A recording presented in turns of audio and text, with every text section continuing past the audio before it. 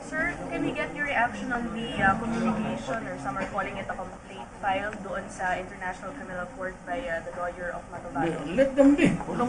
Nobody can stop from filing you.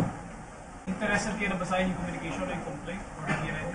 Binigyan nila ako, why would I waste my time? If I go to prison, then so be it. Klaro man yung order ko. Can I have to repeat it? I think this will be about the nth time. Go out and hunt for them. Arrest them if still possible. If you're confronted with a violent reaction, thereby endangering your life, goddamn shoot him. No, sir, but you keep saying that the EJ case are not by police, but are by criminals. Of course, who else?